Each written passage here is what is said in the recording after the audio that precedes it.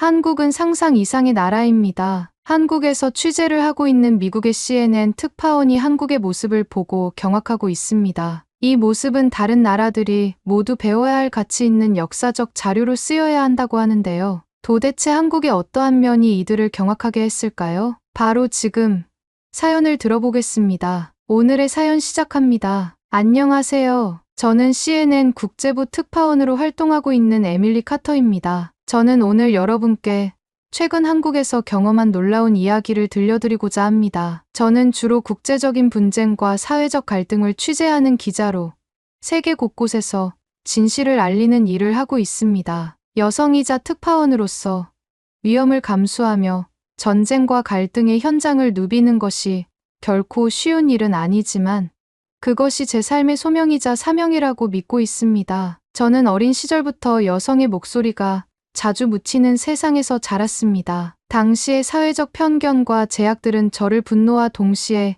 결심으로 이끌었습니다. 나도 무언가를 바꿀 수 있는 목소리가 되고 싶다는 생각은 제게 큰 동기를 부여했습니다. 그래서 저널리스트가 되어 세상 곳곳에 숨겨진 이야기를 세상에 알리고 싶었습니다. 대학에서 국제관계학을 전공하며 갈등 지역의 현실과 고통을 배우게 되었고 그곳의 진실을 알리는 것이 제가 할 수 있는 일이라고 결심했습니다. 여성으로서 현장에 나선다는 것은 종종 신체적, 정신적으로 더 많은 도전을 의미하지만 저는 그 어려움을 두려움보다 사명으로 받아들였습니다. 최근 한국에서 취재를 하고 있는데 앞선 해외의 시위 현장에서 느꼈던 경험과는 너무나 다른 분위기여서 놀라움을 금할 수 없었습니다. 특파원으로서 해외 취재를 나갈 때마다 사명을 가지고 임했지만 때로는 두려움이 저를 잠식했던 적이 많았습니다. 예를 들면 프랑스와 미국에서의 취재 경험이 그러했습니다. 프랑스에서의 취재는 제 삶에서 가장 극적이고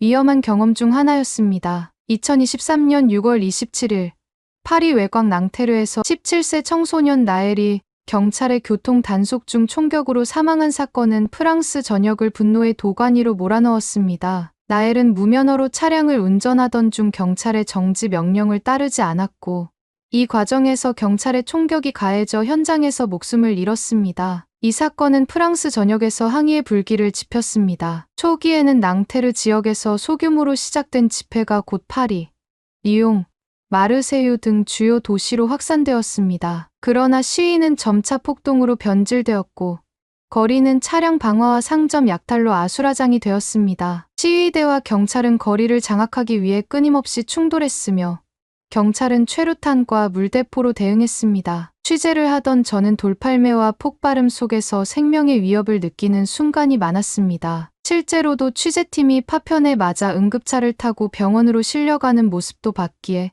정신을 똑바로 차리지 않으면 큰일이 나겠다는 생각도 여러 번 했죠. 한 번은 불길이 치솟는 거리 한복판에서 몸을 숨길 곳을 찾으며 달려야 할 때도 있었습니다. 그 순간마다 공포가 엄습했지만 저를 움직이게 한 것은 제 사명이었습니다. 진실을 기록하고 이 사태의 근본 원인과 구조적인 문제를 세계에 알리는 것이 저의 의무였으니까요. 하지만 사명감만으로 공포를 완전히 덮을 수는 없었습니다. 매번 현장에 설 때마다 제 머릿속은 질문으로 가득했습니다. 만약 내가 다치면 어떡하지? 이번에는 무사히 돌아갈 수 있을까? 라는 생각들이 제 머리를 둘러싸며 공포감이 커져갈 때는 취재를 나서는 발걸음이 무거워지기도 했으니까요. 그럼에도 내가 맡은 바 임무를 다해야지. 세상 사람들에게 이 사건과 상황에 대한 심각성과 경각심을 일깨워 주어야 해.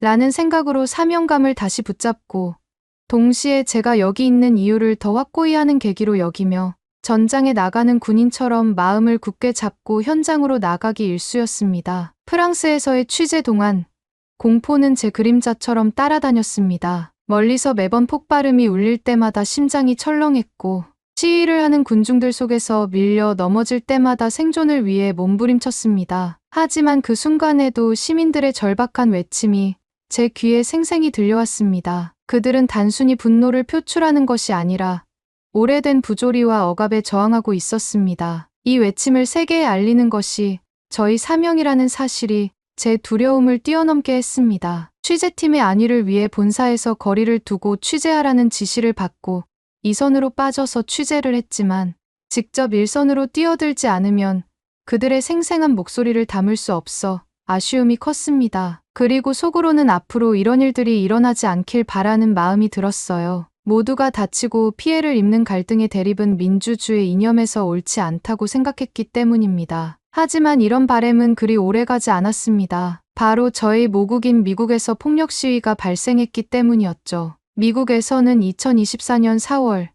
이스라엘 하마스 전쟁에 항의하는 대규모 시위가 전국적으로 확산되었습니다. 이스라엘의 가자지구 폭격과 팔레스타인 민간인의 희생이 국제적인 논란을 불러일으키며 미국의 친이스라엘 정책에 반대하는 목소리가 곳곳에서 터져 나왔습니다. 뉴욕, 로스앤젤레스, 시카고 등 주요 도시에서 수천 명의 사람들이 거리로 나섰고 초기에는 평화로운 행진과 집회로 시작되었습니다. 이때까지만 해도 저는 민주주의의 이념 아래 평화롭고 조화로운 집회로 마무리될 것 같았습니다. 하지만 시간이 지나면서 긴장이 고조되었고 일부 과격 분자들의 행동으로 상황은 급격히 악화되었습니다. 경찰은 최루탄과 고무탄을 사용해 시위대를 진압했으며 도로를 점거한 시위대와 물리적 충돌이 발생했습니다. 일부 지역에서는 시위대와 경찰 사이의 긴장이 극에 달하며 체포된 사람들이 속출했습니다. 공공기물 파손 사건도 보고되었지만 대부분의 참가자들은 비폭력적 시위의 원칙을 지키려 했습니다. 취재 중 저는 한 시위대를 만나 그들의 이야기를 들을 수 있었습니다. 한 참가자는 이 시위는 우리의 분노만이 아니라 우리의 희망을 세상에 알리기 위한 겁니다. 자유의 나라 미국에서 물리적 충돌이라뇨? 라고 말했습니다. 뉴욕에서는 여러 인권단체와 종교단체가 연대하며 물리적 충돌과 폭력 제압에 반하는 행진이 이어졌고 일부 시민들은 팔레스타인 국기를 들고 연대를 표하기도 했습니다. 프로듀서는 한 유대인 공동체 대표와 인터뷰를 시도하며 대화의 중요성을 강조했고 카메라맨은 시위대의 다양한 모습을 담기 위해 분주히 움직였습니다. 긴박한 상황에서도 시위 참가자들의 목소리는 명확했습니다. 우리는 평화를 원합니다. 하지만 이 평화가 모두에게 공평하지 않다면 그것은 진정한 평화가 아닙니다. 이 강렬한 메시지는 현장에 있던 모든 사람들에게 깊은 울림을 주었습니다. 현장에서 느끼는 신체적 위협은 결코 간과할 수 없었지만 팀원들과의 협력은 이러한 위협을 극복하는 데 큰 힘이 되었습니다. 저는 그 순간에도 멈추지 않고 진실을 기록하려는 의지를 놓지 않았습니다. 이렇게 해외의 각종 이슈들을 다루는 특파원으로서의 삶에서 저는 시위 현장에 대한 두려움과 공허함, 공포심이 더 커지기 시작했습니다. 몇몇 동료들이 취재 중 부상을 입거나 납치를 당하고 심지어 사망까지 이르는 이야기들을 접하며 위험한 일들이 비일비재한 특파원으로서의 삶을 유지해야 하는지에 대한 자의적 혼란이 제 머리를 지배하기 시작한 것이죠. 한낱 인간으로서 생명을 걸고 하는 이 일에 대한 두려움이 제 몸을 휘감기 시작했습니다. 그러던 중 2024년 12월 3일 가장 무서운 워딩이 제 눈앞에 나타나 버렸습니다. 바로 한국의 비상계엄령 선포였죠. 비상계엄령은 국가 비상사태 시 정부가 군부대에 통치권을 부여하고 헌법에서 보장된 시민의 기본권을 제한할 수 있는 특별 조치입니다. 이로 인해 취재 기자들 사이에서는 공포와 긴장이 확산되었습니다. 여태껏 경험했던 시위 현장과는 완전히 다른 위협으로 다가왔기 때문에 많은 기자들이 취재를 꺼렸습니다. 저 역시 두려움이 몰려와 망설였지만 프로듀서와 카메라 감독은 누군가는 이 이야기를 세계에 알릴 필요가 있다는 사명감을 가져야 한다며 저를 독려했습니다. 저는 정말 숨고 싶을 정도의 공포가 밀려왔지만 제 동료들이 내민 손을 잡고 초심을 잃지 않겠다는 마인드를 가지며 다시 일어섰습니다. 마침 제가 일본에서 취재 중이었고 한국과 가장 가까운 위치에 있었기 때문에 발 빠르게 대응하기 위해 비행기에 몸을 실어 한국으로 향했습니다. 공항으로 가는 길부터 저는 이미 만반의 준비를 하고 있었습니다. 그러나 동시에 마음 한구석에는 두려움이 자리 잡고 있었습니다. 비상계엄령은 한국의 역사 속에서 군사정권 시절 억압적 통치와 연관되어 있다는 사실을 알았기 때문입니다. 미국에서 자란 저로서는 이러한 상황이 생소했지만 취재를 통해 들은 과거 사건들은 그 긴장감을 충분히 상상하게 만들었습니다. 이번에도 폭력적인 충돌 현장을 마주하게 될 것이라 예상했습니다. 시위대와 군부대가 충돌하며 혼란이 벌어질 것이라는 불길한 예감이 머릿속을 맴돌았습니다. 군부대가 동원된다는 뉴스는 긴장을 높였고 한국의 역사적 맥락에서 비상계엄령이 어떤 의미를 지니는지 알게 되며 이번에도 혼란과 폭력의 현장을 마주할 가능성을 걱정하게 만들었습니다. 비행기 안에서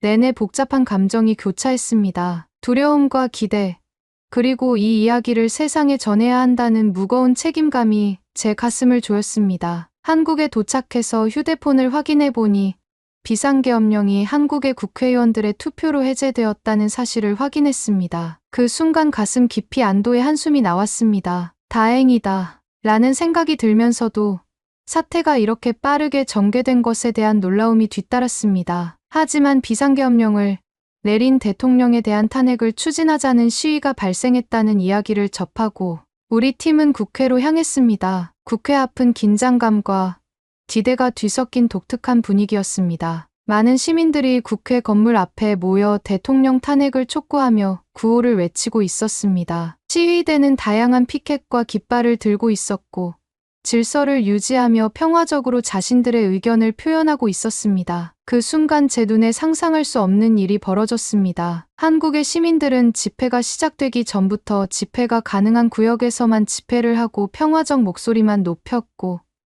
폭력이 벌어질 법한 긴박한 상황 속에서도 서로를 존중하며 시위에 임하는 것이었어요. 더욱더 놀라운 것은 집회 중간중간에 바닥에 떨어진 쓰레기들을 주우며 주변을 정리하고 다시 시위를 하는 모습에 경악을 금치 못했습니다. 그중 가장 놀라웠던 것은 일부 시민들이 아이돌 응원봉을 들고 나와 시위 현장을 밝히고 있었다는 점이었습니다. 현장에서 이야기를 들어보니 과거 한국에서 중요한 시위 때 시민들이 진실의 촛불을 들고 집회를 열었던 전통이 있었는데 이번에는 촛불 대신 영원히 꺼지지 않는 빛을 상징하는 아이돌 응원봉으로 대체했다고 했습니다. 나중에 찾아보니 아이돌 응원봉은 전 세계에서 한국이 최초로 발명한 것이라고 하더군요. 이는 단순한 대체물이 아니라 지속적인 연대와 희망의 메시지를 담은 상징으로 받아들여졌습니다. 이 이야기를 듣고 저는 놀라움과 감동을 동시에 느꼈습니다. 응원봉의 밝은 빛은 어두운 밤을 환하게 밝혔고 이는 단순한 시위를 넘어 문화적 연대와 창의적 표현의 장으로 보였습니다. 시민들은 노래를 부르며 시위에 참여했고 주변에서는 자발적으로 질서를 유지하고 쓰레기를 정리하는 모습도 보였습니다. 국회 주변의 긴장된 분위기 속에서도 이러한 평화로운 움직임은 인상 깊었습니다. 광장에 모인 수많은 시민들은 질서 정연하고 평화로웠습니다. 손에는 피켓을 들고 구호를 외치며 어린아이와 함께 나온 가족들의 모습이 눈에 띄었습니다. 한 여성 참가자와 이야기를 나누던 순간이 떠오릅니다. 그녀는 평화롭게 우리의 목소리를 내는 것이 우리의 민주주의를 지키는 방법이라고 말했습니다. 그녀의 말은 단순했지만 제 가슴 깊은 곳을 울렸습니다. 이어 한 20대 대학생과 이야기를 나눴습니다. 그는 우리는 더 나은 미래를 원합니다. 이건 단지 정치적 문제가 아니라 우리 세대가 이어받을 사회를 바로잡는 과정입니다. 라고 말하며 진지한 눈빛을 보였습니다. 또 한 중년의 시민은 이런 평화로운 방식으로도 목소리를 낼 수 있다는 걸 우리 아이들에게 보여주고 싶어 이곳에 나왔습니다. 라고 했습니다. 그의 말에 담긴 자부심이 저에게도 전해졌습니다. 심지어 한 고등학생은 아이돌 응원봉을 들고 나왔어요. 이건 단순히 재미로 하는 게 아니에요. 이 빛은 영원히 꺼지지 않을 희망의 상징이니까요. 라고 말하며 환하게 웃었습니다. 이 모든 사람들의 이야기는 저를 깊이 감동시켰고 제가 목격했던 폭력적인 시위와는 너무나 다른 성숙한 민주주의의 한 장면을 보여주었습니다. 그날 밤 숙소로 돌아와 취재 내용을 정리하며 깊은 생각에 잠겼습니다. 여러 외신들이 한국의 시위와 집회를 극찬했다는 소식도 접했습니다. 역시 문화 강국이다.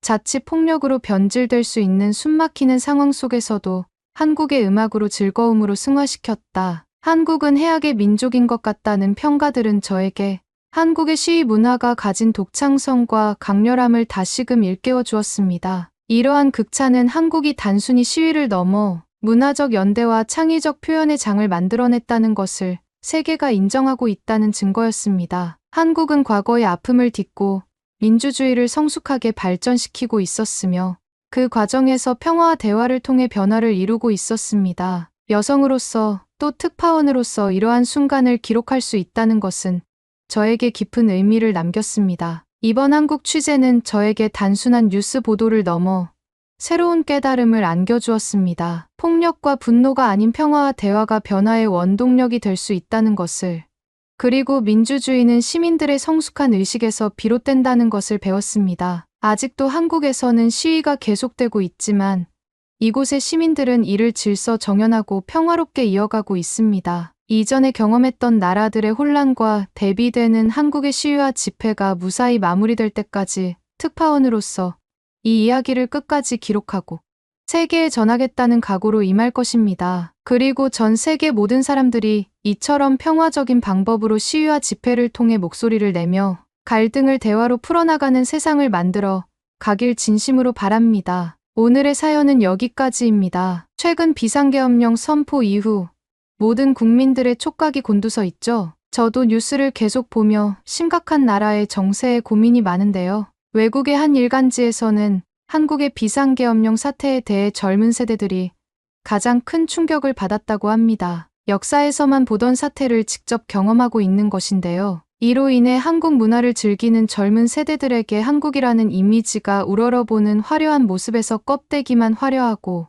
속은 썩은 계란처럼 보인다고 합니다. 이런 모습들을 보면 참 안타깝습니다. 하루빨리 해결되길 진심으로 바라겠습니다. 그리고 최근 독감과 코로나가 다시 유행하고 있다고 합니다. 코로나 변형체가 추위에 적응을 했다는 학설도 제기된 만큼 조심해야 할 것 같습니다. 그리고 외부와 내부 공기의 온도차가 달라서 독감에 걸리기 쉬운 목 상태가 유지된다고 해요. 목 건강이 독감과 코로나의 가장 좋은 예방법이라고 합니다. 마스크는 필수로 착용하시는 것을 권장드리며 목을 마르게 하는 차나 커피는 되도록 멀리하고 미온수 섭취로 목을 항상 촉촉하게 유지해주는 것이 좋다고 해요.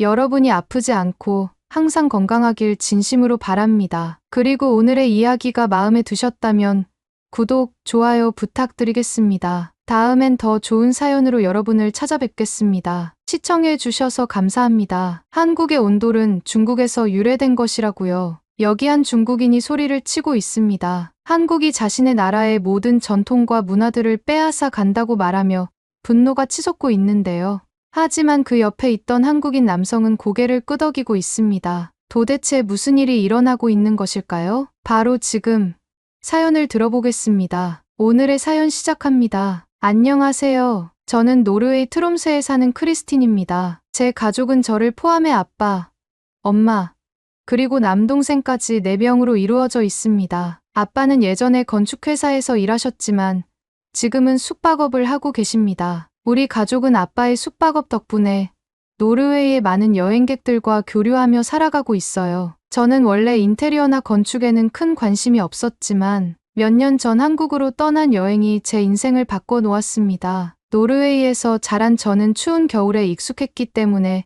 한국 겨울의 추위가 별로 대단할 것 같지 않았어요. 노르웨이의 혹독한 겨울에 비하면 아무것도 아니겠지. 나는 가벼운 마음으로 친구들과 함께 여행을 계획했고 여행 일정 중 한국의 전통 숙소인 한옥에 머물기로 했습니다. 하지만 한국에 도착하자마자 저희 생각은 완전히 뒤집혔습니다. 서울의 겨울은 예상보다 훨씬 추웠고 찬바람은 마치 온몸을 베어내는 듯했어요. 특히 여행 첫날 밤, 차가운 날씨에 제대로 잠을 못 잘까봐 걱정이 많았습니다. 하지만 제가 묵었던 한옥 숙소에서는 정말 놀라운 경험을 했습니다. 방에 들어가자마자 느껴지는 따뜻함이 발끝부터 몸 전체를 감싸는 느낌이었어요. 특히 바닥에서 올라오는 열기가 지글지글 끓는 듯한 온기로 느껴질 만큼 강렬했습니다. 친구들도 하나같이 바깥의 온도와 대비되는 내부의 온기에 환호성을 질렀어요. 저희는 이불을 바닥에 깔고 누웠는데 그렇게 편안하고 따뜻한 밤은 처음이었어요. 바닥 난방의 따뜻함이 저를 완전히 녹여주었고 덕분에 꿀잠을 잘 수 있었습니다. 다음 날 아침 따뜻한 커피를 마시려고 숙소 밖으로 나갔는데 숙소 주인 할머니를 만났습니다. 할머니는 방은 따뜻했나요? 라며 저를 반갑게 맞아주셨어요. 저는 방이 너무 따뜻해서 놀랐어요. 노르웨이에서 왔는데 한국 겨울이 이렇게 추울 줄 몰랐고 또 방바닥이 이렇게 따뜻할 수 있다는 게 신기했어요. 라고 말씀드렸습니다. 그러자 할머니는 웃으시며 그건 한국 전통 난방 방식인 온돌 덕분이에요. 라고 하시며 온돌의 원리에 대해 자세히 설명해 주셨어요. 온돌은 방바닥 아래를 데우는 방식으로 방 전체를 따뜻하게 만드는 한국의 전통 난방 시스템이라고 하셨어요. 할머니의 설명에 따르면 바닥에 열을 저장하는 돌이나 흙을 활용해 효율적으로 열기를 유지하고 방 안에 따뜻함을 골고루 퍼뜨리는 방식이라고 했습니다. 저는 이 이야기를 듣고 이런 시스템이 우리나라에도 있다면 정말 유용하겠다는 생각이 들었습니다. 우리나라 숙소의 난방 시스템은 효율이 낮고 비용이 많이 드는 경우가 많았거든요. 그 순간 저는 아빠의 숙박업에 이 정보를 전하면 정말 큰 도움이 될 거라고 생각했어요. 그래서 할머니께 온돌 시스템에 대해 이것저것 더 자세히 여쭤보았고 많은 정보를 얻을 수 있었습니다. 이 여행이 끝나고 노르웨이로 돌아가면 꼭 아빠에게 이 이야기를 들려드려야겠다고 마음먹었습니다. 한국 여행을 마치고 노르웨이로 돌아온 저는 아빠에게 온돌에 대해 이야기했습니다. 한국의 전통 난방 방식이 얼마나 효율적이고 따뜻한지, 또 제가 한옥에서 경험한 포근함이 얼마나 놀라웠는지를 전했어요. 저는 온돌이 아빠가 운영하시는 숙소에도 큰 변화를 가져올 수 있을 거라며 강력히 추천했죠. 하지만 아빠와 엄마의 반응은 시큰둥했습니다. 아니, 한국이 얼마나 추워봤자지. 겨울이라 해도 우리나라처럼 혹독하겠어? 그렇게 따뜻하다 해도 방을 데운다고 얼마나 따뜻하겠니? 부모님은 아시아의 모든 나라가 따뜻한 휴양지의 나라라는 고정관념을 가지고 계셨던 것 같았어요. 아무리 설명해도 제 말이 전혀 통하지 않았고 저는 답답하고 서운한 마음에 포크를 내려놓고 투덜대며 방으로 올라가 버렸습니다. 부모님은 제 모습에 당황했는지 저를 부르셨지만 저는 무시해버렸어요. 방에 올라가 답답하고 짜증난 마음을 감추고자 이불을 덮고 씩씩거리고 있었습니다. 그때 아빠가 방으로 들어오셨어요. 우리 딸, 그렇게 화낼 것까지 있니? 아빠가 내 말을 믿지 않는 게 아니야. 라며 저를 달래셨지만 저는 그렇게 못 믿겠으면 직접 가보세요.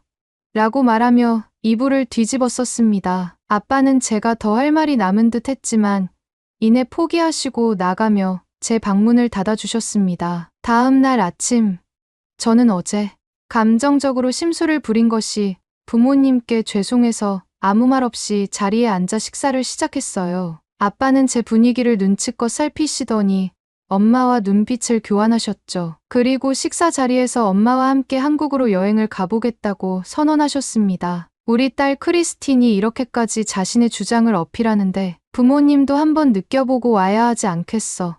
모처럼 엄마 아빠가 오붓하게 데이트 즐기고 올 테니 너희들은 얌전히 있어야 돼. 알겠지?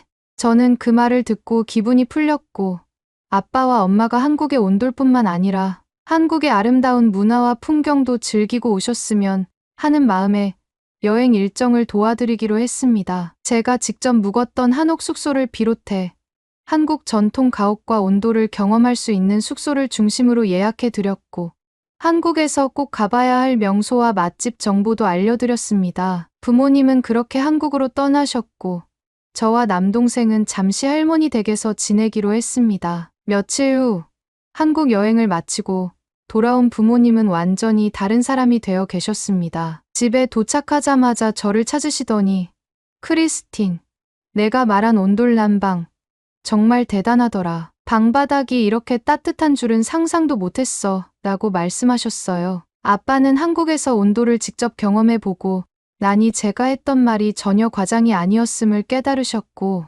엄마도 한옥에서 잤던 따뜻한 밤이 정말 잊히지 않아라며 감탄하셨습니다. 그날 저녁 할머니 댁에서 가족 모두가 모여 부모님의 한국 여행 이야기를 들으며 웃고 떠들었습니다. 집으로 돌아가는 길에 아빠는 진지한 표정으로 이렇게 말씀하셨습니다. 숙소의 난방 방식을 온돌로 바꿔보면 어떨까? 효율도 좋고 손님들도 더 만족할 것 같아. 엄마도 그 생각이 좋은 것 같다며 동의하셨습니다. 저는 부모님이 드디어 온돌의 가치를 인정하셨다는 사실이 뿌듯했고 과연 숙소 리모델링이 어떻게 이루어질지 기대가 되며 흥분감을 감추지 못했습니다. 아빠는 한국 여행 중에 알게 된 정보를 바탕으로 숙소의 난방 방식을 온돌로 바꾸기 위한 대규모 리모델링을 계획하셨습니다. 기존의 난방 시스템을 모두 철거하고 한국의 온돌난방 시스템을 최대한 재현할 수 있도록 자재를 구입하고 설계를 시작했어요. 아빠는 한국에서 만난 인테리어 전문가와도 지속적으로 연락하며 조언을 구하셨고, 아빠가 과거 건축회사에서 일하며 쌓은 경험도 10분 발휘되었죠. 리모델링은 몇 달 동안 진행되었습니다. 부모님이 모두 리모델링에 매진하게 되면서 공사 중에는 저와 남동생이 할머니 댁에서 지내게 되었어요. 할머니는 가끔씩 저희 얼굴을 보러 오시는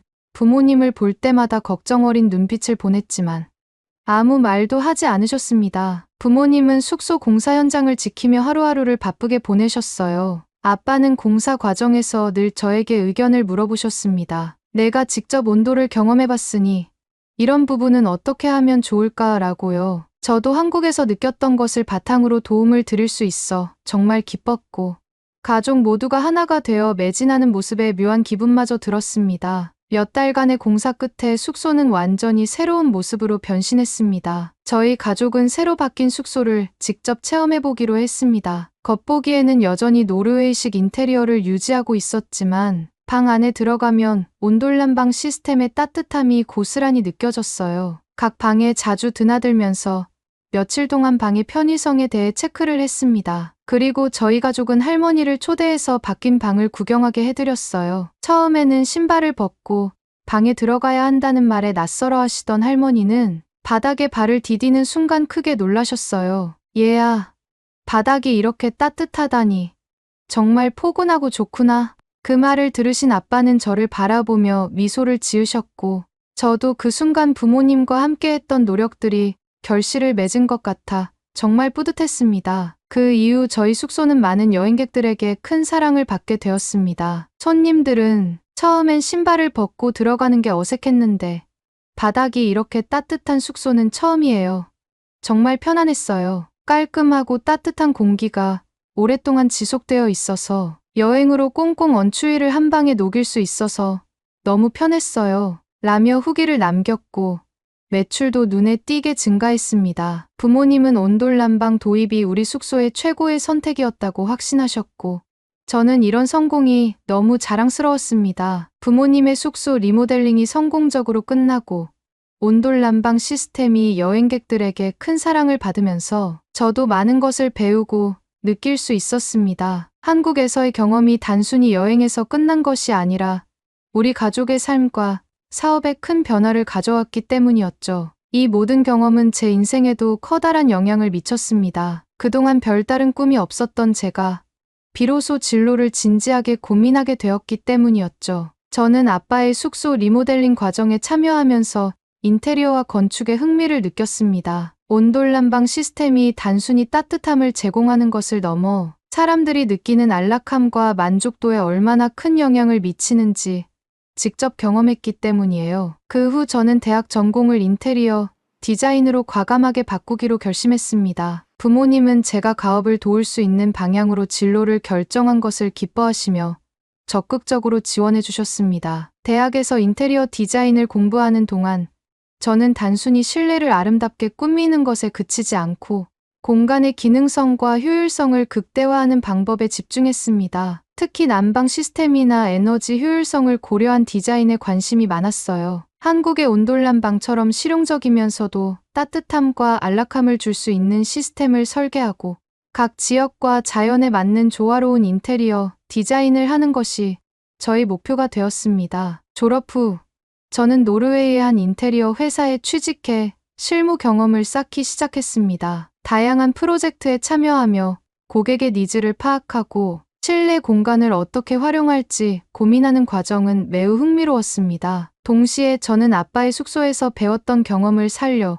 온돌 시스템을 활용한 디자인 아이디어를 제안하기도 했어요. 이 경험들은 모두 제가 성장하는 데 큰 도움이 되었죠. 그러던 중 제 마음속에 한 가지 꿈이 꿈틀대기 시작했습니다. 그것은 바로 나만의 숙박업을 운영해 보고 싶다였죠. 아빠의 숙소에서 온돌난방의 성공을 직접 목격하고 인테리어 디자인을 배우면서 저는 점점 더 구체적인 계획을 세우게 되었습니다. 특히 노르웨이의 대자연과 오로라를 보러 오는 여행객들이 많다는 점을 활용하고 싶었어요. 그래서 저는 다음과 같은 아이디어를 구상했습니다. 제 아이디어는 독채로 된 작은 코티지를 지어 손님들에게 특별한 경험을 제공하는 것이었어요. 코티지의 천장을 방풍유리로 덮어 하늘을 직접 볼 수 있도록 설계하고 바닥에는 한국의 온돌난방을 적용해 겨울에도 따뜻하게 지낼 수 있는 공간을 만들고 싶었습니다. 손님들은 밤하늘에 펼쳐진 오로라를 실내에서 감상하며 따뜻하고 안락한 시간을 보낼 수 있을 거라고 확신했어요. 하지만 이 계획을 실행에 옮기기 위해서는 큰 걸림돌이 있었습니다. 바로 땅 문제였어요.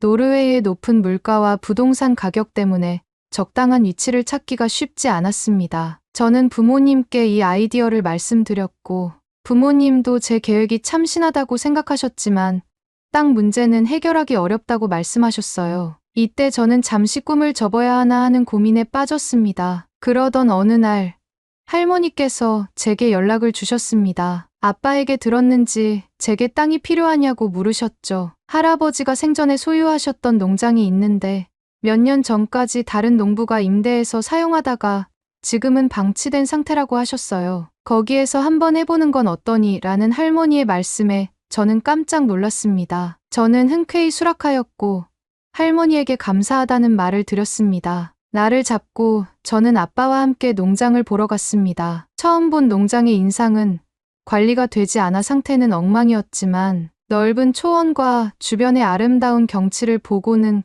가능성이 충분하다고 느꼈습니다. 아빠도 농장을 둘러보며 할아버지와의 추억을 떠올리셨고 왜 이 생각을 못했을까? 여기라면 정말 가능성이 있겠어 라며 제 아이디어를 지지해 주셨어요. 아버지는 할아버지와 함께 유년 시절 농장에서 염소와 젖소, 양들을 키우며 지냈던 과거를 회상하시며 감상에 젖으셨죠. 아빠는 추억에 젖어 여기서 다시 농장을 해보고 싶다고 했어요. 그 순간 저의 머릿속에서 번뜩이는 생각이 스쳐 지나갔어요. 양들이 자유로이 뛰어노는 목장이 바라다 보이는 코티지를 하게 된다면 해가 떠 있을 땐 양들이 풀을 뜯고 있고 초록초록한 절경들이 보이는 뷰를 손님들에게 선사할 수 있을 것 같고 밤이 되면 오로라가 하늘에 펼쳐져 아름다운 뷰를 손님들께 선사할 수 있을 것 같다고 생각했죠. 저는 이 아이디어를 기반으로 해보겠다고 아빠에게 말했고 여기에 아빠가 목장을 운영하면 어떨지 물었어요. 하지만 아빠는 자신이 현재 운영하는 숙소를 버리고 올 수 없다고 했죠. 그런데 그 순간 남동생이 뜬금없이 내가 목장을 해볼까? 라고 했어요. 평소 동물을 좋아했던 남동생이었고 아직 진로를 정하지 않았던 동생이 관심을 가지는 일이기에 괜찮을 것도 같았죠. 아빠는 남동생의 열정을 보며 내가 목장을 맡는다면 내가 투자금을 지원할게라고 말씀하셨고 그렇게 우리 가족의 새로운 프로젝트가 시작되었습니다. 저는 회사 일을 그만두고 코티지 설계와 디자인에 전념했고 남동생은 다른 목장을 찾아다니며 농장 운영에 대해 배우기 시작했습니다. 아빠는 예전에 했던 건축 경험을 살려 공사팀을 꾸리고 숙소 건설에 필요한 지인들을 불러 프로젝트를 도왔습니다. 온 가족이 머리를 맞대고 밤늦게까지 회의를 하며 코티지와 목장의 세부 사항을 하나하나씩 결정해 나갔어요. 물론 모든 일이 순조롭지만은 않았습니다. 공사를 진행하던 중 기존 농장의 위치에 전기 공급이 충분하지 않다는 문제가 발생했기 때문이었죠. 도심과 떨어져 있는 농장이다 보니 전력 공급에 차질이 있었습니다. 저는 그 문제로 고민에 빠지게 되었죠. 그러던 어느 날 아빠가 제게 무슨 일이냐고 물었습니다. 저는 자초지종을 설명드리고 어떻게 해야 할지를 물었어요. 그러자 아빠는 웃으며 제 머리를 쓰다듬어 주었습니다. 아빠는 전기 사용을 줄일 수 있다고 말씀하셨어요. 저는 그게 무슨 말이냐고 물었고 아빠가 대답했죠. 내가 숙소를 온돌로 바꾼 뒤로 전기세와 난방비가 40%나 줄었어. 오랫동안 쌓여온 이 데이터와 경험을 믿고 온돌로 시공하면 문제없을 거야 라고 자신 있게 말씀하셨고 저는 그 말을 믿고 프로젝트를 계속 진행하기로 했습니다. 마침내 모든 공사가 끝나고 4개의 독채 코티지가 완성되었습니다. 각 코티지는 침실, 거실, 화장실로 구성되었고 침실과 화장실 천장은 방풍유리로 설계해 하늘을 직접 볼 수 있었습니다. 바닥에는 한국식 온돌난방을 적용해 손님들이 노르웨이의 추운 겨울 속에서도 따뜻하고 편안하게 지낼 수 있도록 했습니다. 거실 창밖으로는 드넓은 초원과 남동생이 운영하는 목장에서 뛰어노는 양들이 보이는 풍경이 펼쳐졌습니다. 밤이 되면 하늘의 오로라가 선명히 떠올라 손님들에게 경이로운 경험을 선사했죠. 코티지 오픈 전 가족들은 한 명씩 나누어서 돌아가며 각 코티지에 머물러 보았어요. 생활해보면서 모든 시스템을 점검하고 불편한 점을 개선했습니다. 그리고 드디어 대망의 숙소 오픈일이 다가왔어요. 숙소 오픈 후에는 온라인과 오프라인으로 예약을 받기 시작했어요. 도심과 떨어져 있었지만 예상보다 빠르게 손님들이 찾아왔습니다. 많은 손님들이 코티지의 따뜻함과 독특한 디자인, 그리고 자연 속에서의 평화로운 시간을 즐기며 만족감을 표현해 주셨어요. 그렇게 저희 코티지들은 많은 여행객들에게 사랑받는 숙소가 되어가고 있었죠. 그러던 어느 날 제가 잊지 못할 하루가 발생하고 말았어요. 여느 때와 다름없이 부킹 리스트를 확인하던 중 한국인 손님 한 팀이 예약한 것을 발견했습니다. 이름만 봐도 한국인이라는 것을 직감할 수 있었고 우리 코티지의 온돌 시스템을 그들이 어떻게 느낄지 궁금했습니다. 비교적 일찍 목장에 체크인을 하러 오셨고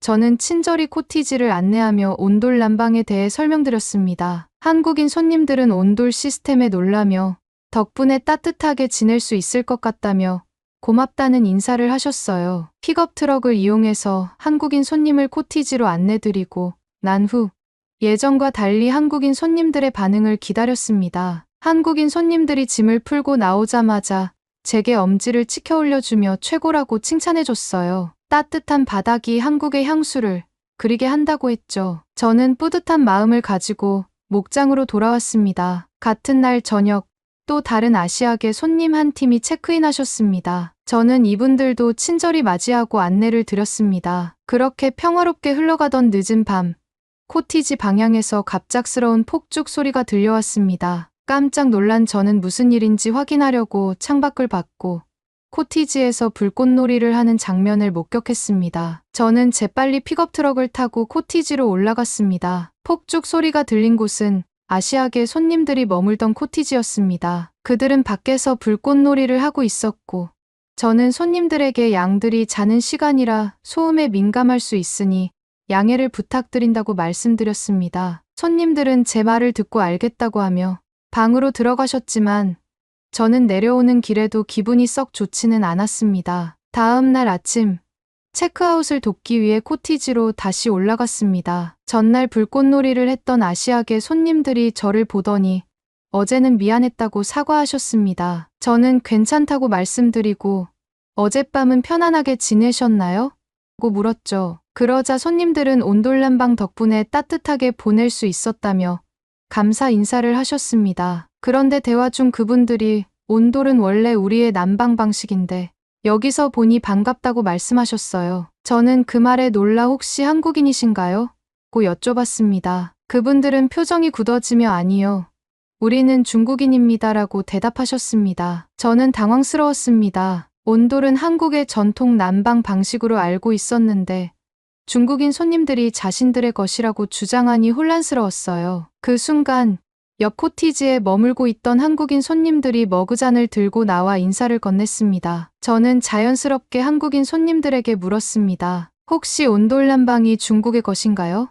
이분들이 중국 분들이신데 그렇게 말씀하시네요. 그러자 한국인 손님들은 웃으며 그러라고 하세요. 하루 이틀도 아니고요. 라고 대답하셨어요. 한국인 손님의 반응에 중국인 손님들은 격분하며 소리를 치기 시작했습니다. 한국은 과거 중국의 속국이었을 때 우리의 문화를 다 가져가 놓고 이제 와서 자기들 것이라고 주장하는 것부터 고쳐야 합니다. 한복과 김치도 모자라 이젠 온돌까지 자기들 것이라니. 그러자 한국인 손님 중 한 분이 머그잔을 땅하고 내려놓으며 단호한 목소리로 말했습니다. 한국의 온돌은 기원전 5000년쯤 두만강 서포항 집터라는 신석기 유적에서 발견되었습니다. 청동기 시대를 거쳐 서기 4세기, 황해도 안악사목은 고구려 고분 벽화에도 그려져 있고 고려 중기 이후에는 방 전체가 온돌로 된 통구들이 일반화되었습니다. 중국은 이러한 역사적 기록에 입각해 논리적으로 반박해 본 적 있습니까? 중국인 손님들은 잠시 움찔했지만 우리 중국 북방에서도 온돌이 발견되었어요.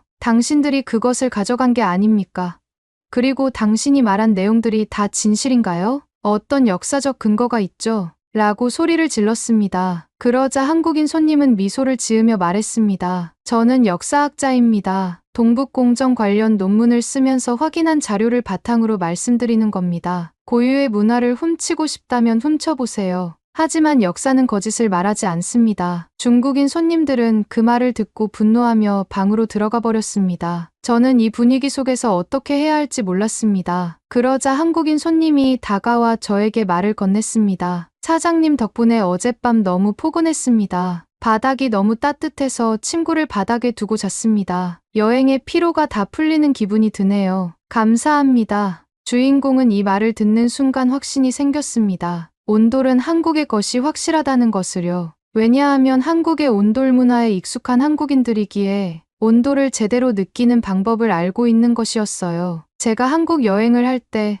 전통 가옥에서 잠을 청할 때에도 침대 없이 이불을 바닥에 깔고 수면을 취하는 형태였으니까요. 그리고 이어서 한국인 손님이 말을 이어갔어요. 이 숙소가 너무 좋아서 그런데 하룻밤 더 묵어도 될까요? 주변의 경치도 제대로 느끼고 싶네요. 저는 부킹 리스트를 확인해 보겠다고 하며 휴대폰으로 체크했어요. 마침 공실이라서 숙박이 가능하다고 한국인 손님에게 전했습니다. 그러자 한국인 손님은 조금 있다가 산책하러 내려갈 겸 목장에 와서 추가금을 내겠다고 했어요. 저는 알겠다고 말하고 감사하다고 전했습니다. 그렇게 한국인 손님은 들어갔고 잠시 시간이 흐른 뒤 중국인 손님들은 표정이 굳은 채로 체크아웃을 하러 나왔습니다. 중국인 손님과 함께 픽업 트럭을 타고 내려오는 분위기는 엄숙함 그 자체였어요. 아무도 말이 없었죠.